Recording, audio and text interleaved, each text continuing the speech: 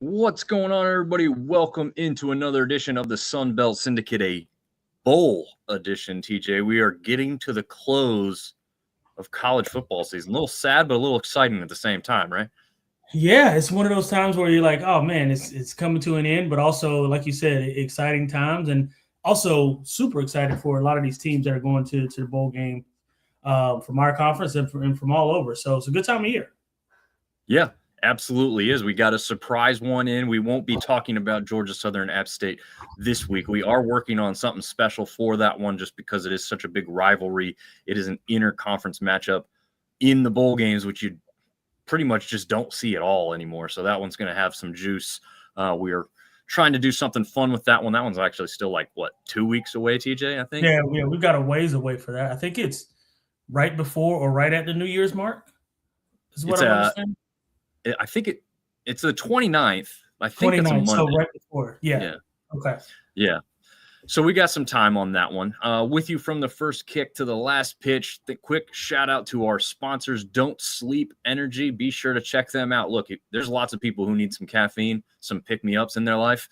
This would be a cool little gift for people. I'm just saying, it's got a great name. It's self-explanatory. It works. Like I said, I did drink some on the way home from the Sun Belt Championship game. It kept me awake till 4 a.m. to make my drive a little easier. So I can swear by the product. I'm not just saying it. I actually have done it. And we gave some away in front of the stadium there for championship in the Sun Belt. So that was pretty cool. And then Phenom Elite. Man, they're signing some big athletes. Some 5-star recruits have signed on to Phenom Elite via one of their athletes. So as those guys continue to grow, you can find them at your local Dick's Sporting Goods and also online, obviously. But have you finished Christmas shopping, TJ? Are you yet to start? Where are you at in that? No, I hadn't finished it yet. Still got a couple things I need to get checked off the list. We're actually not going to be in town, so we're doing a little early Christmas here, and then flying out to California to go see my little brother for Christmas. So, but you got to keep that on the hush because my son doesn't know that Santa's bringing him a flight to California yet. So, okay, that's going to be cool, man. How quickly are you taking off to go out that way? Leaving the 23rd, coming back on the 29th. Okay, so you're going to have a nice little time out there. Yeah, we're going to be spend a couple of days, go to Universal, go to the zoo. We're going to go do a bunch of different things, man. So pretty much every day except Christmas Day, we've got something planned. Not smart too, because Christmas Day they want to enjoy the certain thing. Right. Yeah, exactly. So yeah. Sam Talks Sports jumping on. Thanks, Sam. He says, oh yeah, thanks for reminding me to do my shopping. And while Sam's on here, we are doing the preview for the 4 bowl games only. The CFP game, we are going to be partnering with Sam Talks Sports on Wednesday. We're going to be talking about all of the college football playoff games coming up, but we get to highlight ours, right? So TJ and I are going to help break down Oregon versus James Madison. So that one is going to be a little bit different. And that'll be on our social channels as well as Sam Talks Sports. So be sure to check that one out. He's done a great job finding people quite literally around the country to talk about football. I've jumped on a couple of his shows for those of you who have seen that. He does a great job kind of putting it all together. So if you guys want to check out that one, James Madison fans are obviously going to be taking in as much as they can. So hopefully they'll jump on and check that one out. We're going to be giving our shine for the Sun Belt Conference. I know I listened to Rage and Review earlier today, the Troy boys and the Monarchists. So I've been trying to inhale as much as I can of Sun Belt coverage to help bring us and you guys the rest of what other people have brought us up to speed on, and we hope to do that for you guys here tonight before the game start. Tomorrow night, TJ. Tomorrow night, 9 o'clock Eastern time. Getting kicked off, man. It's right around the corner, dude. Yes, it is. And as always, right around the corner is Mr. Ben James saying what's up and Wolves up, as we know that they are going to be playing a bowl game this week as well. So as mentioned, we have 4 bowl games coming up. One last little tangent. TJ, how much do you venture onto I-40 for the work you're doing right now? Like I try to avoid it at all cost. Yeah, I try to avoid it in any way. I think I've been on I-40 in the last year and a half, maybe 4 times. Smart man. Well, I cannot avoid it. I have to take it every day to work. For those of you that are geographically challenged, I-40 is one of the most, one of the biggest highways, interstates in the country. Literally goes from the state of California all the way to North Carolina, right? I have a small section that I'm on for about 10 minutes a day each way. Well, this weekend, I had to go a little bit further towards Raleigh, and then the next day had to go a little bit further towards Greensboro. And I've saw something I've never seen before, man, and it's becoming a little bit of a news thing. You always see cars broken down on the side of a highway, right? Right. And in North Carolina specifically, if you put something in the window and hanging out like a little rag or a T-shirt or something, that means you intend to come back and pick it up, right? I passed 2 cars in quick succession on Saturday that had all 4 rims and tires gone, car sitting on the ground. I went further towards Greensboro. There was 2 more. I went towards Raleigh. There was at least 1, if not 2 more. So I think I saw 5 or 6 this weekend, all missing wheels and tires sitting on the ground. I've never seen anything like it. I guess it's this new fad for thieves to work through the night and steal the rims and tires off of cars. Now, I don't even know if these were valuable rims. I would assume some of them are probably just stock options, but they're taking them. Yeah, well, and you can get a pretty good penny for trading in tires that have good tread on them. That people that sell used tires, companies that sell used tires, they'll buy them from you. And I don't know. I've never been a part of it, never seen it. I don't know, but I do know that they sell used tires. So my assumption is that's what they're doing with them. That makes sense, but it's like, what kind? You're not going to get much crew? Is it a NASCAR pit crew coming in and removing all 4 tires? Like, I just can't imagine what this looks like, right? Well, and also, too, I can imagine what you're getting paid for them, right? Because, it can't be a lot. Like, I mean, if it's a really nice car, it's probably not going to get left on the interstate overnight. So my assumption is these are probably like, early 2000s, 90s Corollas or something like that. Like, what are you going to get for that? Like, are you going to get, $10, $15 a tire? What's happening? What are you doing with that? Well, it's probably a lot they can do with that money if they venture into extracurriculars. But true. My next question for some people that I talked to about this, like, what vehicle are they using? Because there's no way they hit one, barely fill up like the back of the truck or something, take it away, come back, hit the next car. No, they're just making a beeline down, one after the other, of all these cars that are parked on the side of the highway. And I'm assuming they're doing this at night. And it's like, they're probably scoping the scene out during the day, and then like making hey, we've got 5 cars along I-40 between here and Greensboro. Let's go get some time. That sounds insane. And it's cold. Right? Yes. I mean, it's not the time of year. Like in the summertime, sure. But anyway, thought that was one of the weirdest things I've ever seen. And it just seemed to be an epidemic this weekend because of how far I traveled.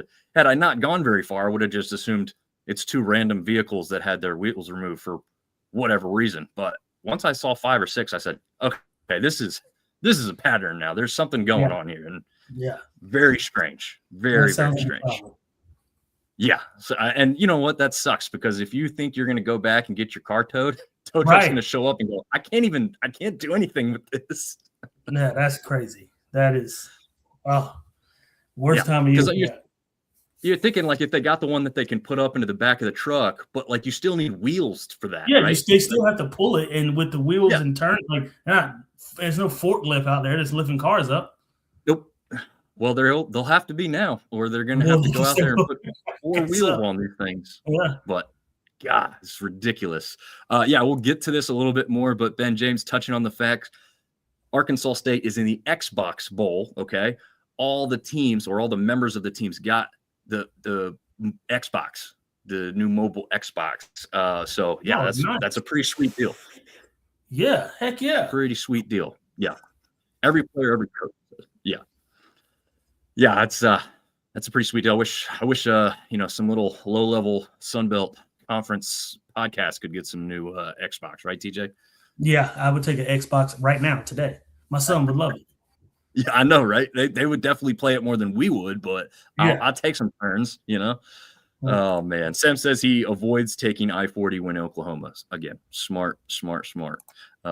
Isaac saying you guys are the best part of my day. Oh man, cool. Thank you guys for all this has made my life. Well, I'm not sure if we'll live up to those expectations. Yeah, that's pretty lofty, but we appreciate it.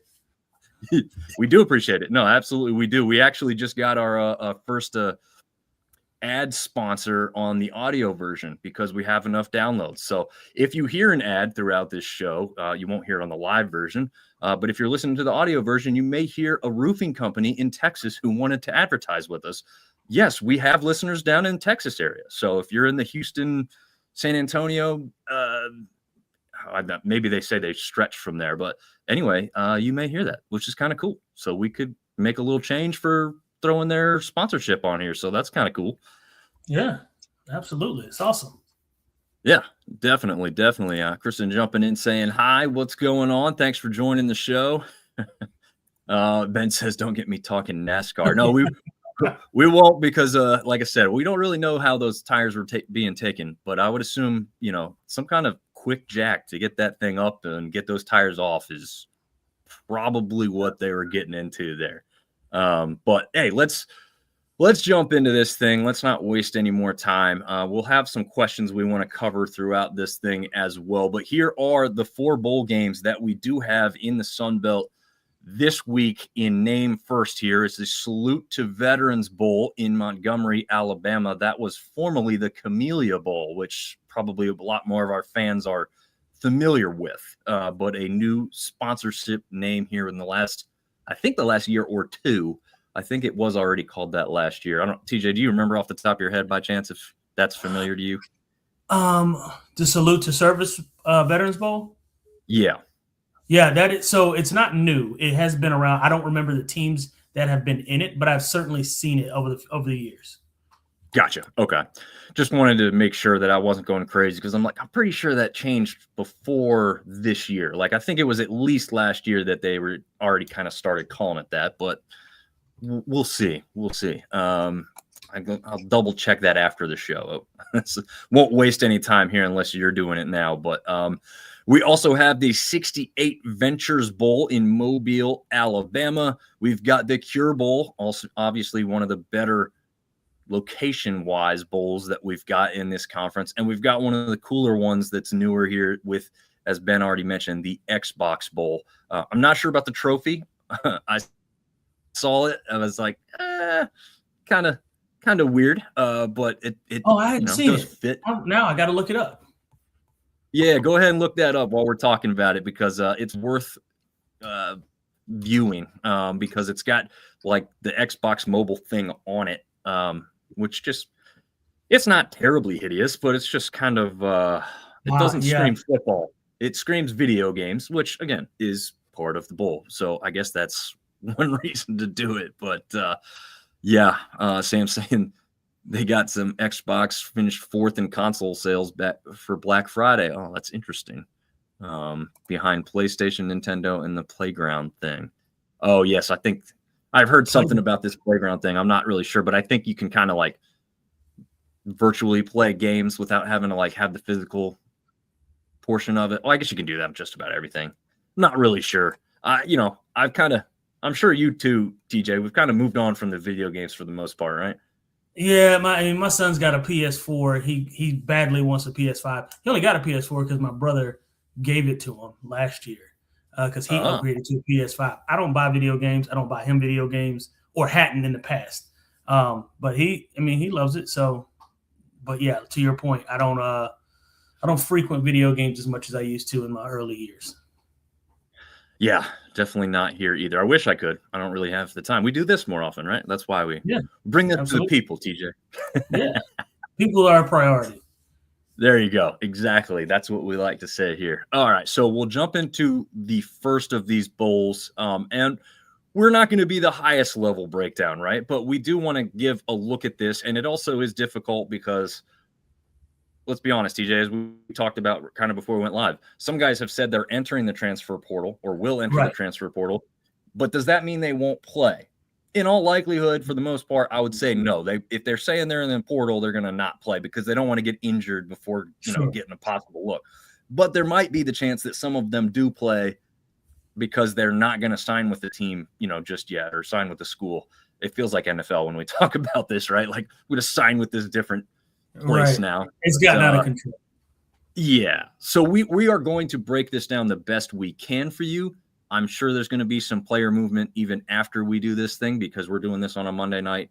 This game probably won't have much of anything to change because it's Tuesday night, but then we do have 2 on Wednesday, 1 on Thursday. So it'll be interesting to see how much kind of changes between that. But this first one, 9 Eastern, 8 Central on ESPN, pitting Troy against Jacksonville State. Now, for our fans in the Sun Belt, especially on the east side, probably don't know this, but this was a long-standing rivalry from back in the day. 24 years, though, since they last played each other. That is from the Troy Boys podcast earlier today for my listening. But this was, this is, TJ, I guess, kind of what you and I had heard about with like App State and Marshall from back in the day. We didn't really have that at our time, but it's, we all heard about it. And I guess that's kind of what this one means.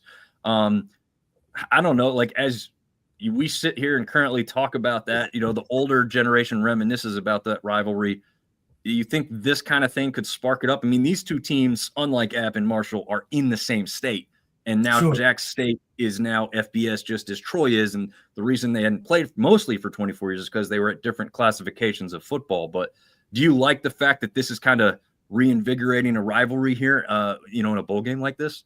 Well, yeah, and the hope is that it does, right? Like the hope is that, they start to put each other on each other's schedule and start to kind of rejuvenate this thing. And maybe this game is a catalyst that does that. I do think it'll be a really good game to watch, and I think it'll be fun to kind of see in whatever small version, right? Because like Alabama is usually Bama and Auburn, right? So like whatever right. small version of rivalry that we can kind of conjure up for the state of Alabama, this should be pretty cool. I'm excited about it. Yeah, I am too. I like this for Troy specifically. I feel like this is a team that was in the East and they didn't really have a lot of strong rivalries, right, TJ? I mean, like kind of like them and App kind of went at it a little bit, but I feel like they didn't necessarily identify with a team in the East that they said like this is our team that we hate the most, right? Like right. It just didn't really exist for a few years. Then they got moved back to the West where they probably belong, with some teams like Southern Miss and Louisiana. But I like this one. It's a battle for the old school bell, which Troy last won. And they've been more successful in more recent years against Jack State. But apparently they may or may not be bringing the trophy back. I guess there's no definitive word on if it will show up at this bowl game. But me as like a old school kind of guy, I want to see that type of thing come back, right? Like a trophy game, right, TJ? I mean, you still played for the old Mountain Jug when Western and App played. I mean, that means something to you, right? Yeah, absolutely. 100%. It's one of those things where it's bragging rights for the state, right? Like we played against Western Carolina and we, for all intents and purposes, obviously we handled them pretty decently, but still you get the old Mountain Jug and it's, you hold it up and it's again, it's bragging rights. It's one of those things where you want that to be a thing that continues, right? In perpetuity. Yeah, absolutely. Do you want to start us off with what you think about Troy? I mean, we saw them in the championship game, right? We saw that and we heard and we understood that their running game really wasn't a huge factor. And I think just like JMU did to Coastal and App State, they held that Troy rushing attack completely in check. So we know that they're going to pass the ball from early look and listen. Jacksonville State is the exact opposite. They are going to run the ball. But what do you think we could see from Troy's passing attack? I mean, do you favor in a bowl game like this, had a couple weeks off, now you're going to play against a team where there's, kind of a rivalry coming back into it. Do you favor a team that's going to pass the ball more or a team that's going to run the ball more? Well, it also, like things like that kind of, for me, circumstances matter, right? And so playing in Montgomery, Alabama, it's probably not going to be 12 degrees outside, right? So throwing the ball won't really be much of an issue as it would be in Boone or, in Blacksburg, Virginia, or somewhere cold. Right. So for me, I think that so obviously no Goose Crowder, right? So that's going to be an issue for Troy. I do think, he has the ability to maybe stretch the field with the ball. I think I think Goose Crowder was certainly a better athlete in terms of running the football. Seems like he's got the better arm, in my opinion, or at least it appears that way, right? Gilchrist does have the better arm, so it'll be. It's kind of gonna come down to who can make the big play against who, right? So if Jacksonville, who loves to run the football, right? If Troy can kind of bend but don't break, especially down there in the red zone, and Troy can hit some of those big plays over the top in the pass game. In my opinion, it may come down to who has the ball last. Now, in saying that, Jacksonville State with their run game can do what a lot of teams do during the playoffs and bowl games, which is control the clock and control the tempo. If they can do that, they can keep Troy's offense off the field. That's a huge help for their defense, give the defense a breather, and then they can sort of mitigate a lot of that, heavy big play threat down the field sort of pass plays from Gilchrist. So it could go either way. Obviously, I'm a homebody, so I'm rooting for Troy. Want Sunbelt to always do well in these kinds of games, but it's going to come to – there's a lot of nuance to this game because both of these teams do the exact thing opposite very well, right? Like one's a great pass game, one's a great – now, that doesn't mean that Troy can't run the ball. It just the time we saw it happen wasn't a very good showing, right? So that doesn't mean that they can't find something. It's not a crease that somebody might hit. But for the way it's shaping up, Troy's passing attack might be what gets them off the ground. Again, that said, if Jacksonville can control the clock, that's a lot to be said for the outcome of this game. Yeah, no, I agree with you here. And again, we talked about them being the exact opposites. Caden Creel is a quarterback for Jack State. He's rushed for just less than 300 yards less than he's thrown for on the season.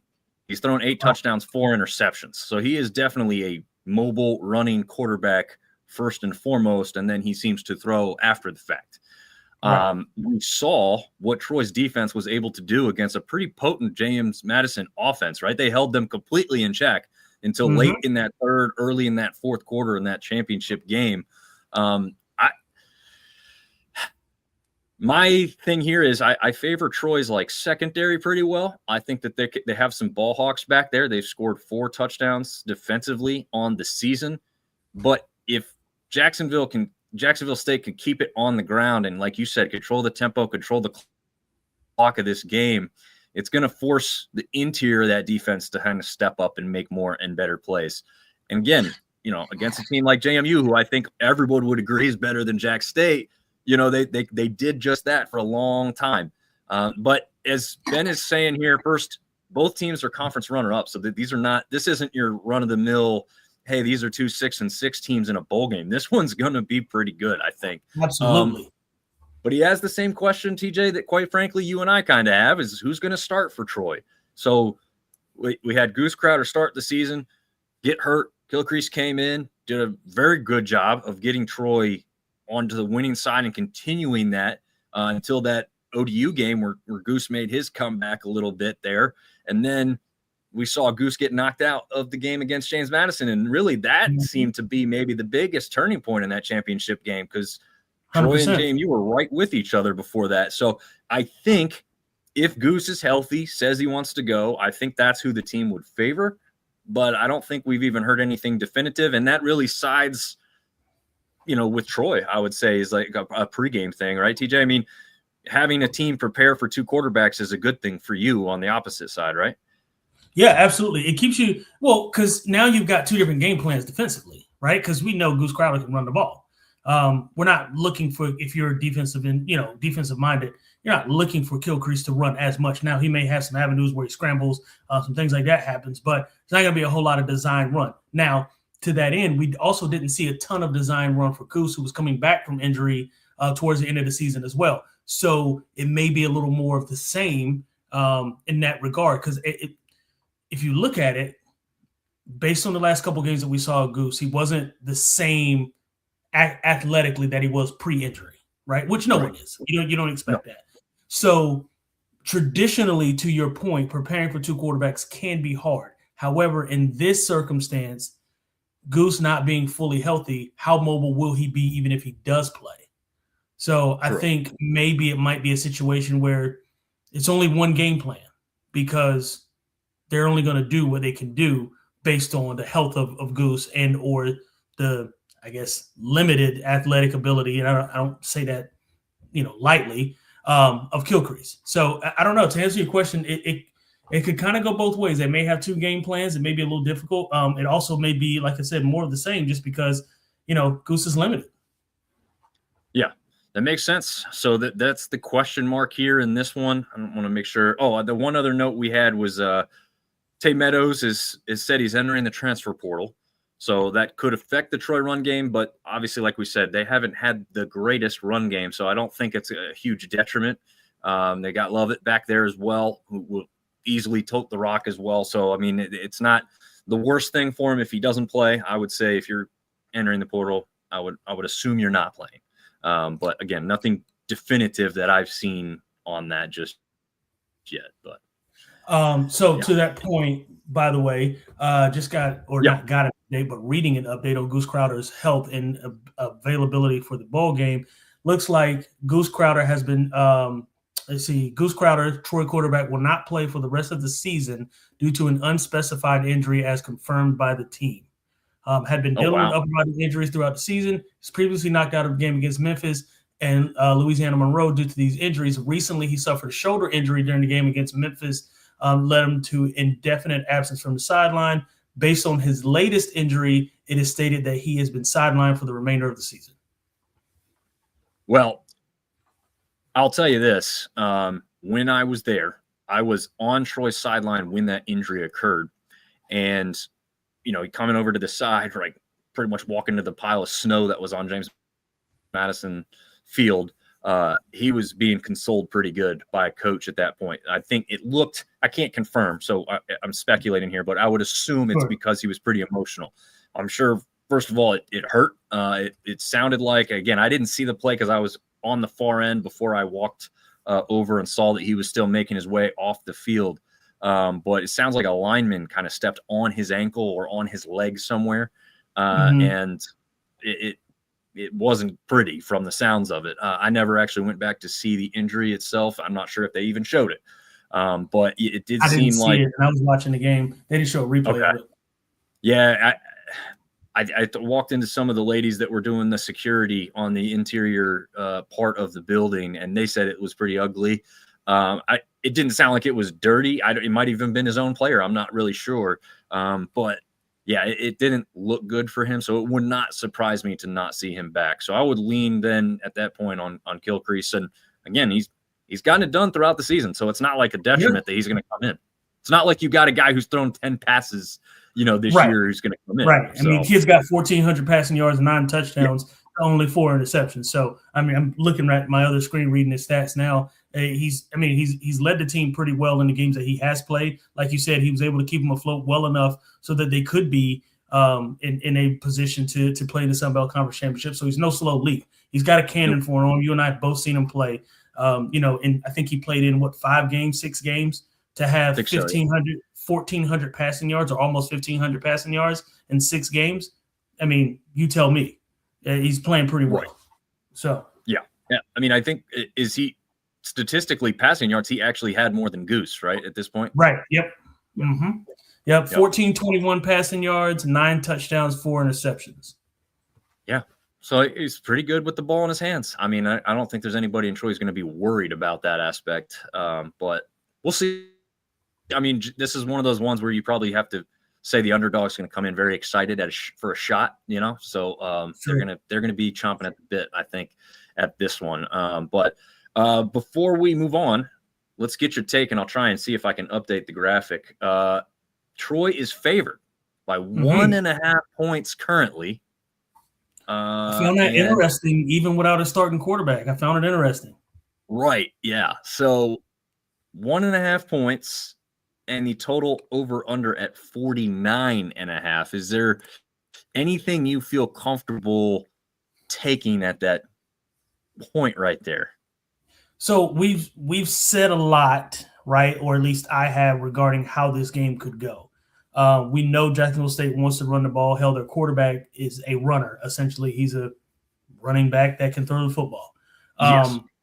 They can control the clock pretty well if that is in fact the case and what they do. I will say this: I don't think Jacksonville State is better than JMU, and what Troy did to JMU leads me to believe that Troy might have the upper hand here. So I'm taking Troy minus the 1.5.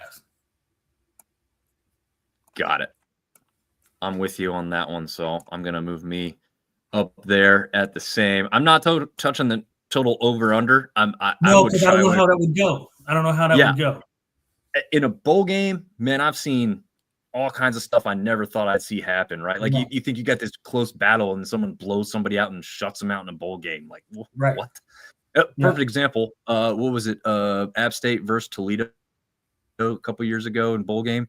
I was like, oh man, this is a conference champ versus conference champ. I think at that time it's going to be a great game. And then App State beat them like 41-0 or something. They shut them out. I remember that part. It was a lot to a little. It was a lot to a little. Yeah. I was like, that. Okay, I didn't see that happening. I mean, I loved it, right? And it was great. Well, remember, I think it was it last year or 2 years ago? You and I were talking. I was at work and we were watching Western Kentucky play against ODU.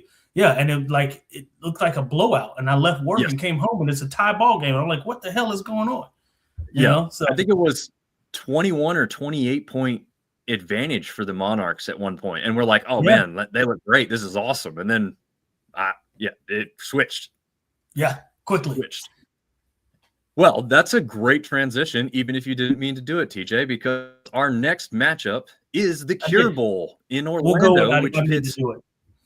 There you go. Exactly. We wrote it right into the script, just like this. So ODU is traveling down there to Orlando. Again, that's one of the best destination bowls we've got in the Sun Belt. People like to attend that one, unless it was a couple years ago when App State was in an absolute monsoon of a bowl game down there. Yeah. But they are going down there to take on a team. Really, it's going to be playing a home game, essentially. USF, the University of South Florida, which the Monarchs correctly pointed out is not really in South Florida at all. It's in kind of the middle of Florida. In Orlando. I was very much confused. I took my son, not to take away from what we're doing here, but I took my son last year for his birthday down to Legoland in Florida. And I was like, why is South Florida in Orlando? Did I miss something? What's going on? It is, in fact, not South Florida. Yeah. Well, I think UCF is in Orlando and USF is in Tampa, technically. But I mean, it's not far away. I mean, there were signs. Yeah. Yes, there were signs. Yeah. They're definitely a little confused on the geography part. So that was a great point by the Monarchists that it's really not South Florida at all. I mean, you think FIU, FAU, Miami, that's South Florida, but not Tampa. But getting back to what we're talking about here, the Camping World Stadium, and it's kind of an ugly thing. Did you pass that by chance when you were down there in Orlando? TJ? No, I did not. So we actually went a different route. So when I say went through Orlando, we didn't actually go through Orlando. It was like, I think just west of Orlando, I want to say. Okay. And so we did not get a chance to go really past that because I was looking forward to kind of maybe to seeing the Citrus Bowl too. Didn't get a chance to see that either. But yeah, so no, we didn't get a chance to check the stadium out. Yeah, it's I mean, it's not ugly like as a stadium goes, like from the actual building of it. I don't think too much, but it just kind of pops out of nowhere, and it's really not close to a whole bunch of nice stuff. It's in a weird spot. Like when we were coming up on it, I didn't even realize that was the spot for the bowl game. Honestly, it was very, very strange. But the most important fact for this bowl game that we didn't have at all in the last one, sans maybe one running back, both superstar athletes at the quarterback positions for both of these teams have said they will enter the transfer. I'm saying they will because I think technically it's still not open quite yet, right, TJ? I'm not mistaken there, right? Yeah, I think the transfer portal opens on Tuesday of next week. Okay. I want to see. Let's look that up to be certain. Well, while you're looking that up, that running back slash player that you can look at on both sides, Colton Joseph for ODU and Byron Brown for USF, unfortunately will not be. I mean, honestly, I would put this up as one of the best bowl games to watch as far as what could happen on the field if both of those guys were playing. I mean, I think you'd just see fireworks. There probably won't be a whole lot of defense. It's just going to be who can score the most points, and it would be one that I would advise everyone to watch. It could still turn out that way, but unfortunately, we're not going to have these superstars that played throughout the majority of their seasons and got these teams to these great records in this bowl game. Did you see it? It opens next Tuesday? So it's not next Tuesday. It's actually January 2nd. Okay. When it opens. So we got a couple weeks. Gotcha. Okay. So yeah, everything is just tentative that they will enter the transfer portal. I would assume most people will stick to their word, but we have seen some guys say that they've taken themselves out after putting themselves in. Maybe they see the grass isn't greener or whatnot. I mean, we can hope for that for Colton Joseph to stay within the conference, but let's be honest, his performance this year, you knew there was going to be some people calling, which technically shouldn't be taking place, but it happens in the background, right? Of course. It happens everywhere, man. I mean, you'd be silly to not think that somebody, and it might not be a coach directly, but somebody, right, dedicated to the program is giving them a call and saying, hey, think it over. Think it over for us. Yeah. And there's really no, you can say it's dirty tactics, but if you get a player to reach out for you, there's really nothing they can do if the player on a team says, hey, man, just wanted to know what your interest level would be. I mean, right. I don't know how you prove that it didn't, it came from the head coach. Anyway, getting back to the game at hand, and we will see, let me see, Quinn Hinkle, which, we had the Heineke kid from ODU before. The Monarchists are quick to point out their last names are similar. Don't compare them. Don't put anybody on a pedestal. Stop saying it. But Quinn Hinkle will be the quarterback. He threw exactly 6 passes. He completed 6 passes on 15 attempts for 57 yards. So no touchdowns, no interceptions. So it's really hard to say exactly what we'll see from him. But I will say he did carry the ball 20 times for 102 yards, which is a 5.1 yard per carry average, which, isn't going to put him on any amazing stat line, but it looks like he could be a little Colton Joseph, less sophisticated version, maybe we could say. But we'll see if, he can surprise in the passing game when he's given the ball for the entirety of a football game, right, TJ? Yeah, I mean, listen, you never know what a guy can do until he can do it, right? I mean, case in point, and I hate to compare anybody to Armani Edwards, but we thought Trey Elder was going to be the guy because all signs pointed to the fact that he was. And had he been on any other team other than a team with Armani Edwards on it, he would have been the guy. But, we give Armani a shot after NC State, and then he takes off from there, and it's just like, hey, no looking back. So, again, I say all that to say you don't know what the number 2 guy can do until he becomes the number 1 guy. Yeah, absolutely.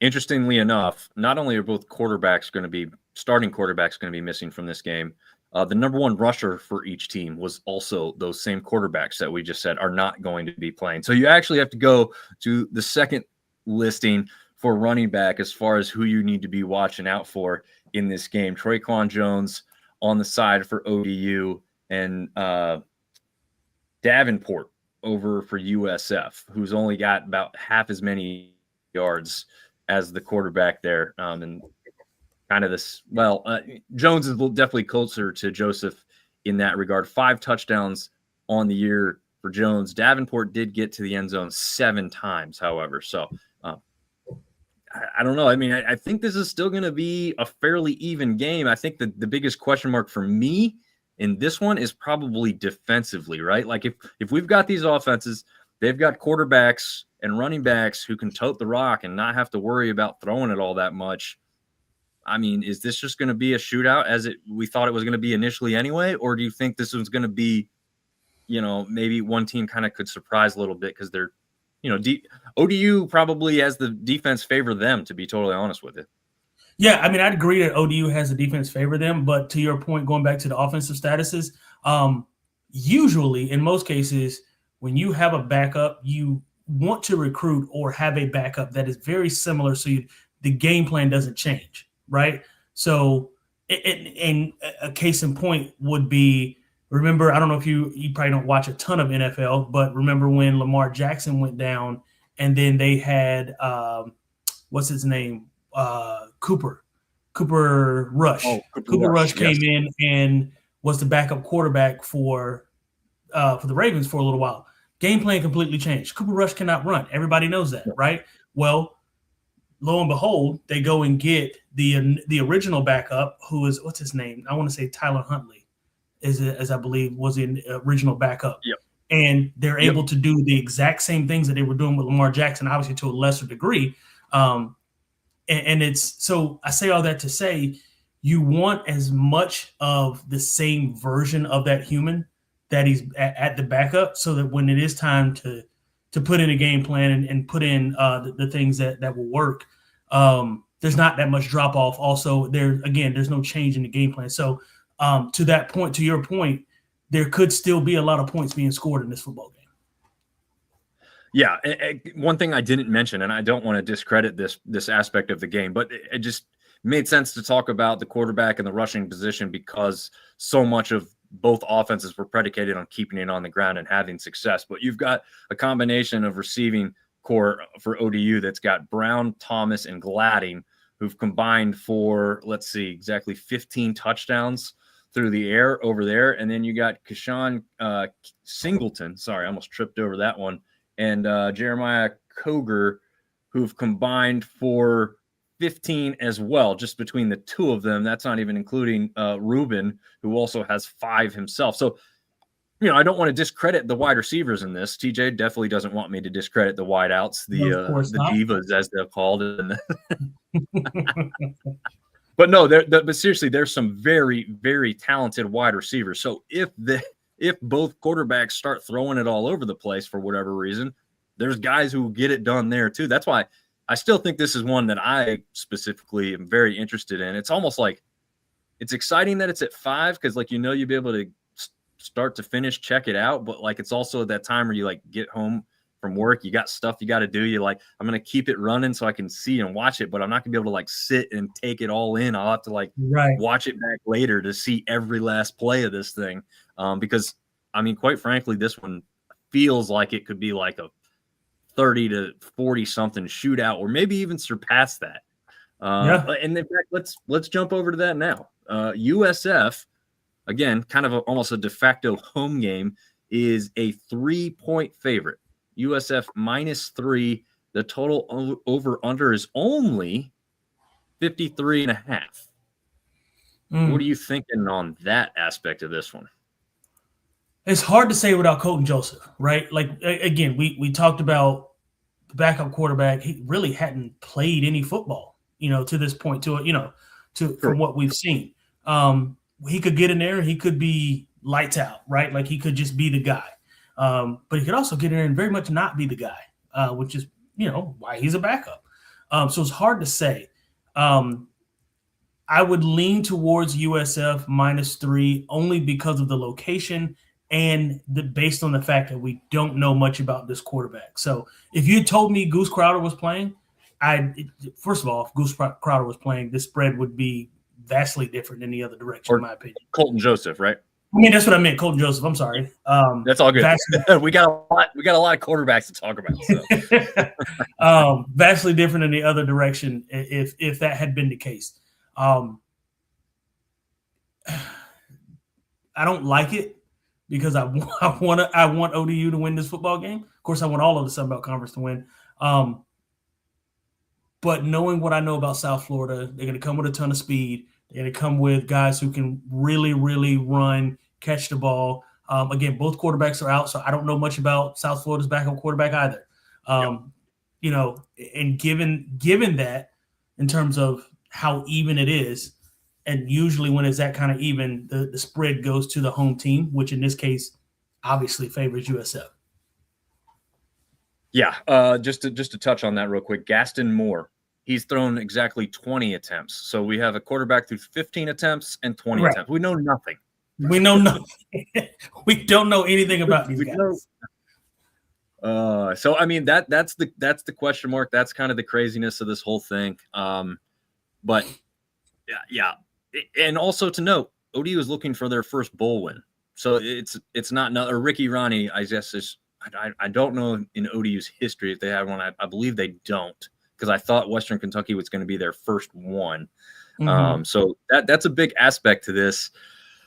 I'm going to shy away from taking either team in that regard, and I'm going to do something I just said I probably wouldn't do, which is just take the over on the 53.5. I just think like this is the team where you don't see great defense. That's actually smart. Yeah. I think that's only, I see all these offensive numbers, and even with the best guys out, I'm like, yeah, but I mean, I have running backs that I feel like I could trust. I got wide receivers who I feel like could make plays all day. So if we're getting these guys the ball, the playmakers the ball, have fun defense. You guys sound like you're going to be chasing guys down all day long. Yeah, both defenses for sure. Yeah. Also, if this was a cold weather game, it was going to be cold down there, or it was going to be up here somewhere, like I would say, yeah, I'm going to say that it's going to go under, because, you're going to keep it on the ground. You're not going to have as much success through there.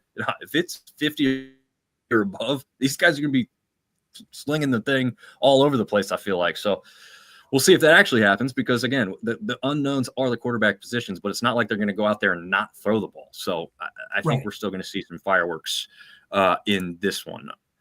All right. We don't have a great transition for this next one, TJ, but, this is a team you have familiar with, so we could at least start there. The Delaware Blue Hens are making an appearance in a bowl game in their first year in FBS, something that a lot of Sunbelt teams were never lucky enough to do, but because not enough teams qualified, we'll have another team here this same week who's going to be in the same situation, but what do you think about that winged helmet? It's been good memories when you see those things, right?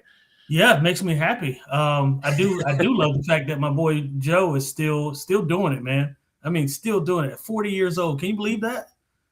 I mean, that's insane, bro. For that to be going on. But no, getting to the game. I mean, they've got a quarterback now in Minucci, who is, lighting it up. He's got almost what am I seeing? 3,500 passing yards, 22 touchdowns, and 7 interceptions. I mean, are you kidding me? I don't know that Louisiana's played against an offense like that all year. I got to tell you, I know you've got something to say, but that scares me a little bit. Well, that's a good point that you brought up, and there is one that they said that they started to agree with you on Rage and Review. That they said, like, I don't know if we've seen something like this. Someone pretty quickly said Texas State. Again, now Texas State didn't have the success on the win-loss column, but offensively, that is the type of offense that Delaware, not to a T, right? But similar up-tempo, get the ball out quick. You've got a heck of a quarterback who could beat you with his legs as much as his arm. So it won't be a complete surprise. And to favor Louisiana in some regard, they get Tyree Skipper back. This isn't just some also-ran defensive back. This is one of the best defensive backs in the country who was on national preseason watch list for the defensive back position. So they the conference kind of rescinds his suspension, if you will, and they never really made it clear whether they would have done that regardless. But Rage and Review made a good point that, like, this is an all-star player that you're allowing to come back. Why? Well, probably you want your conference to win the game against another conference, right? So it's not a bad thing. First of all, it's probably, and I agree with them in this part, probably shouldn't have been suspended at all in the first place, or at least not as harshly as he was suspended. So I'm glad to see him get his chance to play another game here, especially one that's going to be so meaningful, as it'll be his last collegiate game ever. So this will be cool. Now, for those of you not watching but maybe listening, this is in Mobile, Alabama. So the thing that's going to favor to me Louisiana here is they're playing at South Alabama's stadium. This isn't a place they've not been to. Yeah. So, I mean, I guess, TJ, as a player, I don't know how often you played in a stadium that wasn't your home stadium, but you were familiar with. I guess Chattanooga could be one. I was scared to say, are you kidding me? Chattanooga is Boone Part 2. There you go. So, okay, tell us how much that could give Louisiana the advantage from, maybe not necessarily the playing angle, but at least familiarity and not feeling like it's alien to them at all. Yeah, I mean, listen, when you play at a stadium, especially in as close a proximity as Chattanooga was to Boone, as Mobile will be to Louisiana, it will essentially feel like a home game. I mean, every national champion, you were there, you saw it, all the black and gold that was in the stadium. I mean, it felt like we were home. It didn't matter whether it was Blue Hens. It didn't matter if we played against. I mean, I think the first from my freshman year, UMass, we played them, and then I think it was Northern Illinois or Southern Illinois. I can't remember. Northern Iowa, second game.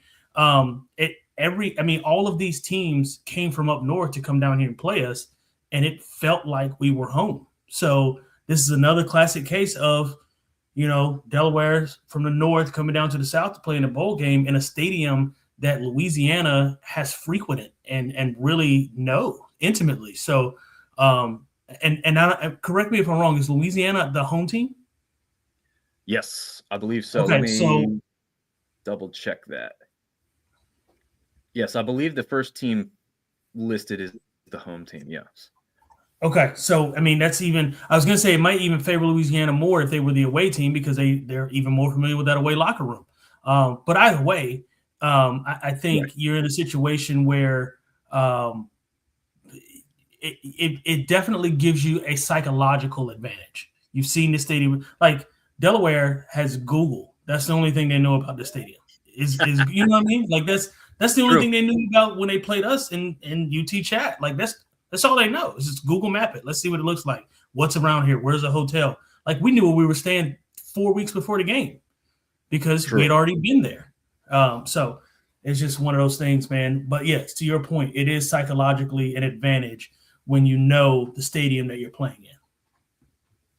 Yeah, makes sense. I like that aspect. Like I think automatically I'm favoring Louisiana for that. I'm also favoring Louisiana because we trust Lunch. I think he's going to have a pretty big game here in this one. I mean, that's just kind of how I feel about it. Whether it happens or not will obviously remain to be seen. But I also like the running game in general. You add Lunch Winfield to Xylon Perry and Bill Davis, who both have over 700 and 600 yards respectively, and they have 14 touchdowns between the two of them. That's not even including Lunch's 9 on the ground, which he also has 10 through the air. So again, you've got Mancini over here on the side for Delaware, but you've also got Lunch on the other side. But interestingly enough, as much as Mancini has been successful on the ground in the end zone because he has 10 rushing touchdowns, he's still not got that many yards overall. He's only got 231 total on the year, which is just a 2.2 average. Now, obviously, that's taken into account, sometimes when he's been sacked and whatnot. So it's not to say he can't break off some big runs, but his longest is 29 for the year. So he's doesn't seem, and even just by looking at him here, he doesn't look like the type of guy who's got necessarily like breakaway speed when he gets into the open field, but probably can be a little bit of a bruiser. He looks a little bit like a thicker quarterback there. I don't know if that's just the rib cage jacket, that he maybe wears or something, but definitely not afraid to get down and dirty near the end zone again with that 10 touchdowns on the ground, but he's got 22 through the air. So this isn't a guy who's one-dimensional whatsoever, TJ. I guess the thing, do you fear the up-tempo attack, or do you think that's something that if they don't do very well with, that could favor Louisiana, if they get them out of rhythm quickly and shut them down early? So you're saying the tempo attack from Delaware? Yeah. Yeah, I think that could be an added benefit, and for two reasons. Number one, Delaware is cold. It's going to be very, very warm in Alabama, which is going to favor the quarterback, favor the circumstances. We talked about obviously knowing, the home stadium. That's one aspect of it, but weather is a huge factor, right? Especially when you're going 4 and 5 wide, like they tend to do a lot. Delaware does. and they pretty much throw it all over the lot. And we talked about earlier, just to bring up his size, he's a pretty good sized kid, 6'2", 215 pounds. So he's not, he's pretty stocky for his size. But yeah, going back to the game plan aspect, when you've got, it's probably going to be in Mobile, I would say 55 to 65 degrees, somewhere in there. I mean, that's ripe for throwing the ball all over the field. So that could pose a threat. But again, like you said, they've got their best. Louisiana's got their best defensive back coming back, so that certainly helps aid in that respect for this bowl game specifically. But it could be a show out if the Blue Hens come and bring their offense with them. Yeah, it could. I'm gonna start us off here on this one as far as the picks go. So Louisiana is only favored by 3. The total over-under is actually higher for this one than the previous game, which to me is kind of confusing, but the total over-under is 61.5. I feel like I'm going to see history repeat itself. When Delaware came down and played you guys in a national championship game, it was talk about how much they were going to beat you, how many points they were going to score, and then they came down and saw, the size and speed combination of the boys in the South here. And I fail to think that this iteration of Delaware is anywhere near the 2007 version that you saw on the field. Probably not. So I think they're going to get a little bit of a wake-up call. This is a team that's stepped up from the FCS. They've got their first taste of FBS this year. They came from Conference USA, which I don't think is anywhere near as strong as the Sun Belt. I think they're going to get a wake-up call. I think I'm going to throw out this before I throw out the other prediction, but I'm going to say Lunch Winfield 4 total touchdowns, some combination of in the air and through the ground, but 4 total. And I'm going to say Tyree Skipper comes back and is very noticeable in this game. Probably a little pissed off about what happened to him with the suspension. I'm going to say he gets 2 interceptions. So yeah, I'm going to go with some kind of crazy combo there. Just kind of stuck out to me earlier today, and I said, you know what? I'm going all for it. So if there's some places out there that I can put that bet out there, maybe I'll think about doing that. But because of that, I'm also obviously favoring Louisiana to win this, and I think it's going to be easily won by more than 3. So I'm going to take Louisiana and the points with the 3. What are you thinking on this one, TJ? So I'm kind of in the same boat as you as far as the South is just different, right? Like, even though we beat up on each other down here, when we go play other places, they really get a sort of a taste for what the South is made of. A 6-6, team in the South could very much be 11-1, 12-0 in a conference, like the MAC or some of these other northern conferences. Listen to me, I sound like Sunbelt is the SEC, but there's SEC Junior, yeah. But there's some validity behind it, right? Because the idea that a northern team just has the speed that we do, it's not realistic. So now I'm not going to go as far on a limb as you did and say, 4 touchdowns by Lunch and 2 picks. I do think Lunch is going to be super impactful. I am going with Louisiana minus the 3 points because I do think location matters, and I do think the combination, like you said, of size and speed is just something that outside of Ohio State, the guys up north just don't play with. Gotcha. Yeah, that was kind of another thought process of mine. Says we're on the same page there. And again, why? Because I think we've seen history in the past tell us that this has kind of shown itself before. Yeah.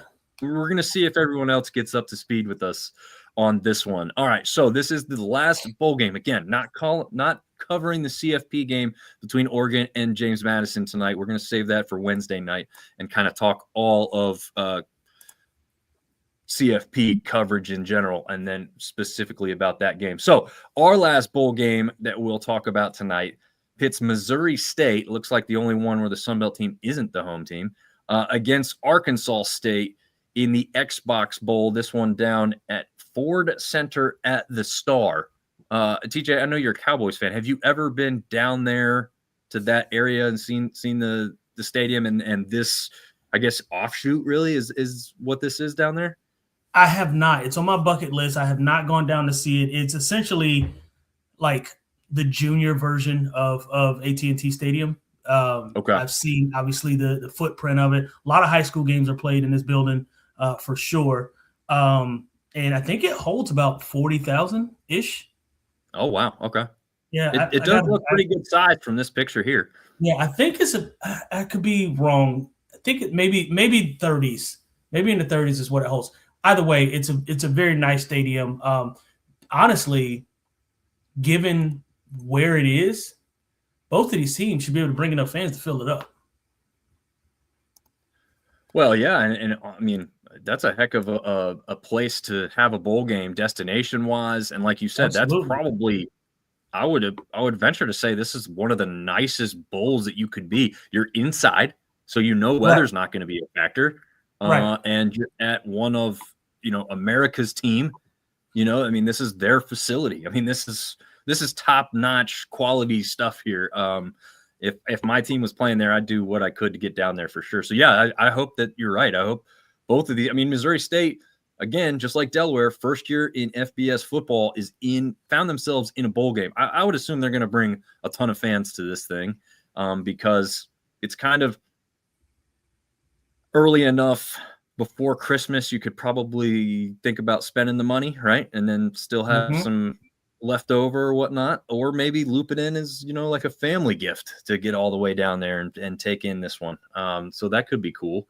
But I don't know. I mean, I'm thinking from what we saw from the Red Wolves this year, there's no way yet again, just like the Delaware and Louisiana situation, we can't have an upstart team that's making their first bowl appearance get a win over one of our better teams through the season, can we? No, I mean, listen, I'm a Jalen Raynor fan, which, by the way, has he made a decision? I have not heard. So, no, I don't know. Unfortunately, Arkansas State, to my knowledge, doesn't have and I apologize if I'm incorrect here. Someone correct me. Maybe Ben can. I don't think Arkansas State has like a tried and true podcast out there that's been around for years. If there's like a new one that I'm not aware of, somebody let me know. But I tried to listen to everybody talk about these matchups coming up today so we could give you guys the best information possible. And I don't have one for the Red Wolves. So I know the Fun Belt podcast guys definitely cover Arkansas State, but I don't think as of yet they've previewed this game specifically. So I don't know the answer on that. The only thing I would point you to is Kara Ritchie on Twitter, who does a great job covering them. If she's got something that's come out, I would take it as the gospel because she's on top of things down there in Jonesboro. But yeah, I haven't heard anything definitive.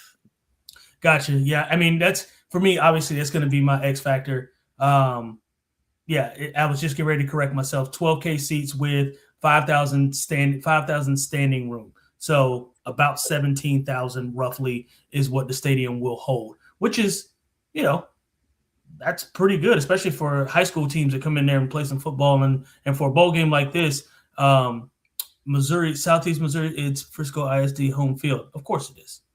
Imagine how much money that high school has to have Dallas Cowboys practice facility as your home stadium. Are you kidding me? Yeah, that's ridiculous. But yeah, I mean, honestly, to me, like a 10 to 12,000 seat stadium for a bowl game is like the perfect size because if you get 5,000 to 7,000 fans, it feels very full, right? And let's be honest, a lot of these destination bowls are pretty far from where these schools reside.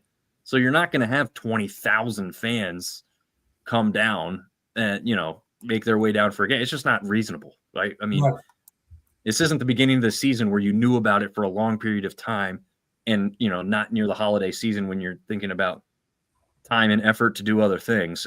So, yeah, I think these types of venues, like the soccer-specific venues, if you can fit a nice football field in there, do it because I think those are the size of destinations for bowl games. It feels better, right? I mean, I don't know what UT Chattanooga held, TJ, but when App filled it up, I mean, it wasn't the biggest venue, but that almost made it feel better, like cooler. Like, we're packed in here like sardines, and the atmosphere is better because of it, right? Yeah, I mean, listen, when you have when you can make a stadium sort of packed or feel like home, it is one of those things where it's psychologically, and two, with this stadium, it's a dome, so the noise is going to be noisy, right? Like it's going to be loud. It could be 8,000, 5,000 people in there. It'll still be loud because of the way the sound is going to bounce off those walls. So I think it's going to be a fun atmosphere, man. It's something I'd love to go down and check out. Yeah, same here for sure. Jacob Clark is the quarterback who's thrown for 2,895 yards. So this guy's not going to be afraid to sling it all over the place. 24 touchdowns through the air. Does have 11 interceptions. Okay, so we do note that they could take advantage of that defensively. And Shamari Lawrence is almost eclipsed the 1,000-yard mark. Probably will in this game if I had to put money on it. He's also reached pay dirt 7 times on the ground. Robinson, the wide receiver leading the attack over there for the Bears, is 536 yards, 6 touchdowns through the air. And TJ, I don't know if you've got Arkansas State kind of pulled up to kind of remind everybody what Jalen Rayner was doing this year through the air. And, we got a combination of running backs that kind of had some success, but, again, kind of as we alluded to earlier, Rayner getting to the end zone a little bit more in the red zone as well. Yeah, I got Jalen Rayner at 3,073 yards, 16 touchdowns. Now, he does have 11 interceptions. So touchdown to interception ratio isn't where you want it to be. However, you've got Rucker as a receiver. I mean, he's got 69 receptions for, 866 yards.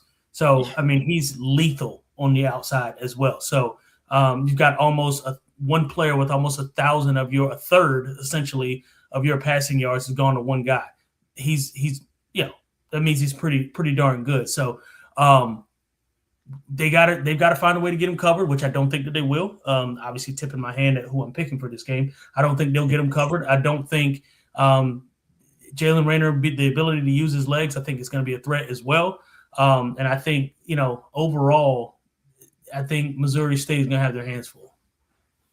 Yeah, I think so too. I mean, I know this team's record-wise isn't going to scare anybody because they just qualified for that bowl game at that win over App State, the last second field goal miss by App State to really make it in there. But they've looked apart throughout the season, and then they've had their letdowns.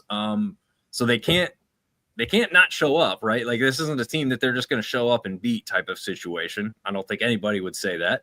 But yeah, I don't know if it'll take their absolute best game to beat this team, but they're definitely going to be able to put some points on the board against this defense for Missouri State over here. I would actually say Corey Rucker is going to do whatever he can to stand out in this one, right? He came back. He had put his name into the NFL draft, probably got some type of news that said, I'd rather see if I can up that by coming back for one more year in college, right? So that's what he ended up doing. He's only got 3 touchdowns on the season, though, which is the most surprising part. He's got the yardage, but he doesn't have the touchdowns. One thing I'm going to point out. You know what that tells you? What's that? They're throwing him a lot of bombs, and what's happening? He's getting down inside the 10 and 5, and what are they doing?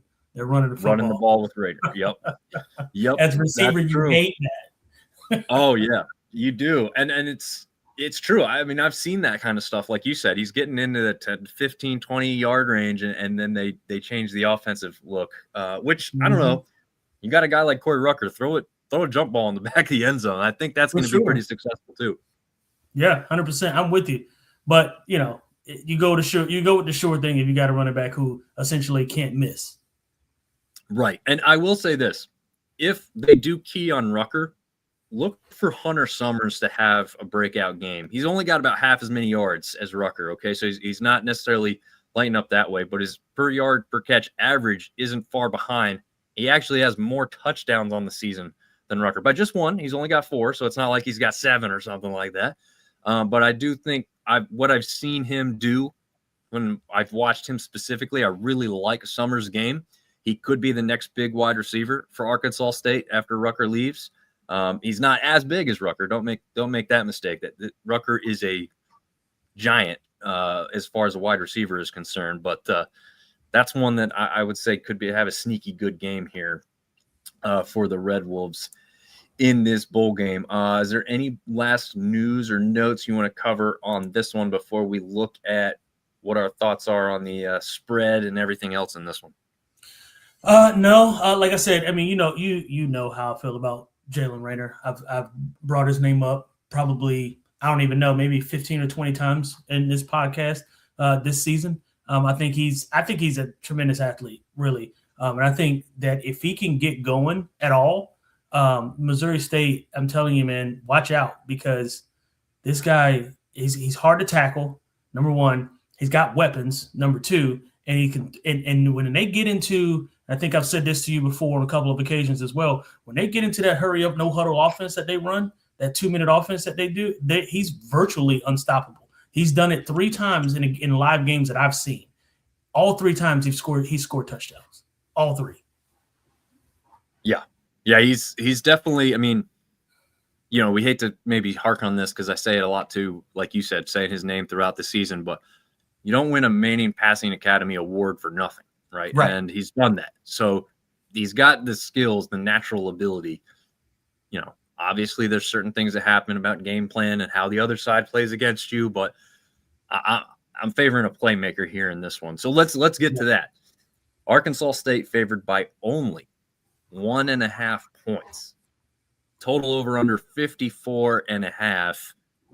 What are you doing here with the Red Wolves and the Bears? So how you felt about Louisiana against Delaware, that's how I feel about Arkansas State against Missouri State. I honestly think Jalen Rayner goes off for 2 to 3 touchdowns. However he's responsible for them, I think he'll probably run one in, throw 2. I think Corey Rucker's going to have a touchdown.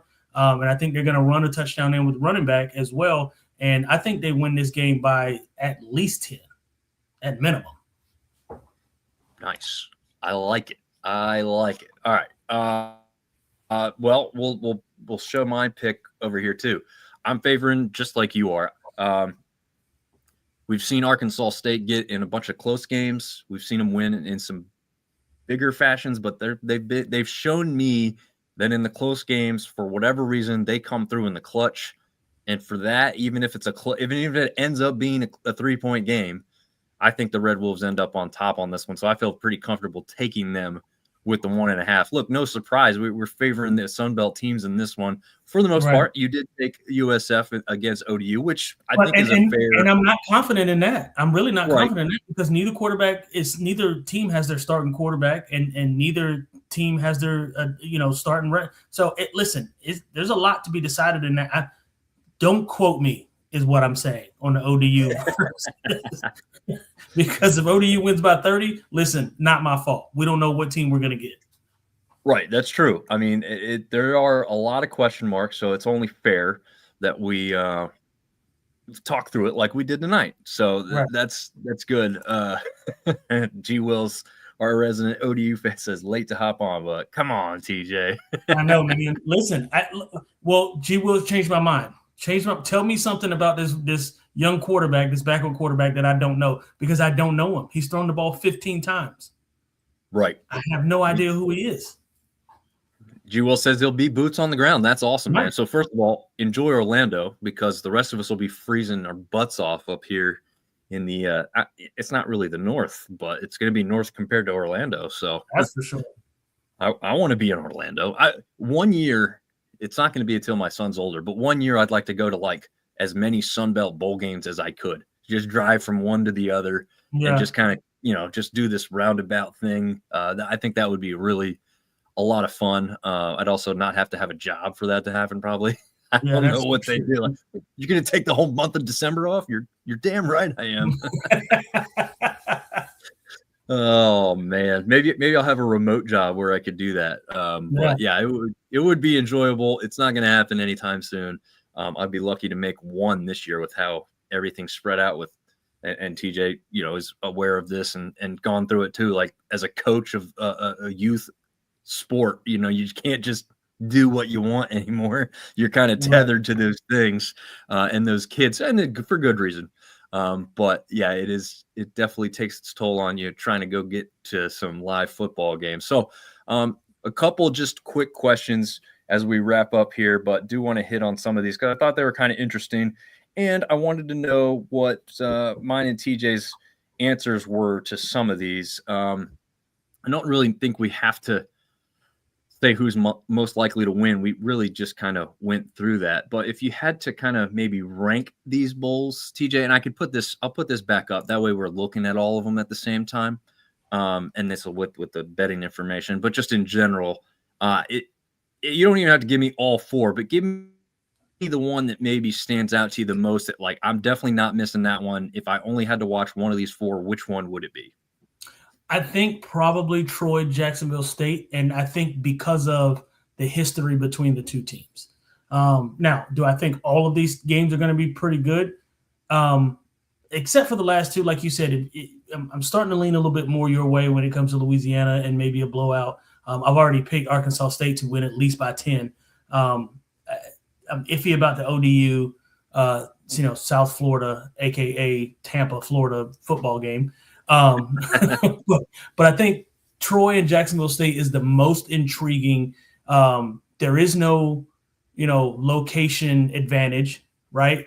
These teams know each other or have had some history with each other, and both of these teams do the opposite thing well, right? So who's going to get the ball last? Who's going to control the clock? These are all questions that we have. So I think best game, maybe not, but certainly most intriguing. Nice. I like that. I'm very close to that, but before we knew the quarterbacks were out, and even after looking at what we talked about tonight, like as we talked through it, I think like the one I just absolutely don't want to miss is the ODU USF game, because I just feel like even casual viewers who just turn into bowl games, because look, everyone else just kind of watching this because it's what's on. Like, I think this is one that people are going to be talking about because of how much of explosive offense we could see. Again, it's not guaranteed. We know we've been surprised before. We could be surprised again. But yeah, I mean, it's hard for me to go away from Troy Jack State with, again, listening to the Troll Boys podcast earlier this morning, but I just see some fireworks in that Monarchs versus Bulls matchup. And I want to get back to G. Wills, because you said, hey, G. Wills, sell me on your backup quarterback. Okay. So here it is. He's thrown 15 times, yes, but we will maximize him on the ground. That's not a big of a surprise there, right? We might not run the triple option like Navy, but look how efficient we have been on the ground. Believe it or not, Quinn is a faster runner than Colton. That's hard to believe. Such an athlete. They put him back there to punt return against JMU, though he muffed it. Not very athlete of him. that was a bad turnover there. But to sum it up, their whole O-line is starting. Colton is the only player out. Quinn will be able to run behind this O-line with our three-headed monster at running back. And he says, honestly, I'd take the under. Okay. Interesting. Okay. I hit the over. G. Wills doesn't like either of our picks now. Well, listen, he might have just changed my mind, because if we've got everybody starting except the quarterback who seemingly is a better athlete, maybe we don't need to throw the ball all over the lot. Maybe we line it up and we let the boys play and just let them run it. I mean, we know the size of ODU's offensive line, I think, is second in the conference, right behind Texas State, who's no longer going to be in the conference. They got some big old boys to run behind over there in Virginia. So, listen, I don't know, man. I don't know. Well, I'll give you a tell you what I will do. I'll be watching. There you go. If you really need to want to change it, if he's really told you, we can let you change it after the show before we publish it on the socials tomorrow. But he wants to say, look at what Navy did to them on the ground. I was literally just thinking it. Literally just thinking that. Yep. Plus the running game, as we know, is key to the pass game. He might only need to throw it 12 times. This is also a good point, right? Like, we've seen Joseph has those type of games for ODU this year. Oh, he only threw it, 15 times, 10 times, whatever it was, right? Because he didn't need to. He was having 200+ yard game on the ground, right? So, look at Jacksonville State. We just talked about them, their ability. Your quarterback. I mean, he throws the ball, I think, on average, 18 times a game, 14 times a game on average throughout this year is what Jacksonville State's quarterback is throwing the ball. So. And they've been successful, so successful that they're second in their conference. in terms of getting this bowl game. So I don't know. I might be sold. G. Wills. Okay. Well, I'll give you the shot, but I have 2 questions left for us to answer. Sure. Which win out of these 4 only, not all of the bowl games, out of these 4 games only, which win would help the Sun Belt brand as a whole the most? ODU, no question. I don't even think it's that's close. An easy one. Yep. Yeah, I don't think it's close. ODU. I mean, Southern, was it Central Florida, South Florida, that conference. What is that, American? Are they an American? Yep. Yeah, I mean, that American conference, what they get so much, it's embarrassing how much they get loved on by national media and the attention that they get. And now they've got some good teams, right? Because ECU's in there. They've got Memphis in there as well. Again, Central Florida, South Florida. So they've got some teams, right? Like, well, I'm not going to pretend. Central Florida actually is in the Big 12 now. Okay, Central Florida's in the Big 12. Okay, so but they've got some teams, right? So I'm not going to pretend. Tulane is college football playoff. Yep. Yeah, so they don't suck. So I'm not going to sit here and pretend like they're an awful conference. But the amount of love that they get, and it's unequivocal love too. Like, they don't really favor anybody else. Like, Sunbelt outside of JMU and App State, nobody else really gets talked about, right? I mean, and recently App State hasn't been talked about as much, and that's to our own doing. We're not good, but outside of JMU, that's really our only bright spot. Memphis is talked about ad nauseum. Tulane's talked about ad nauseum. ECU, they've always have nationally televised games. Florida, South Florida seemingly always has nationally televised games. So it's just like, in my mind, there's no question that ODU needs to go in and honestly, I want them to dominate. Like, I don't want it to be close. Right. I want it to be a game where they leave no doubt. Yeah. And unfortunately, even if that happens, what we're going to hear is, well, USF didn't have their best quarterback, which is great because people that won't be paying attention will be like, yeah, same thing for ODU, buddy. Like, it's going to be like, you can't get you have no gotcha on us on this one, because we're, our side's on the exact same boat. All right. So last question here. Part of this is an easy answer.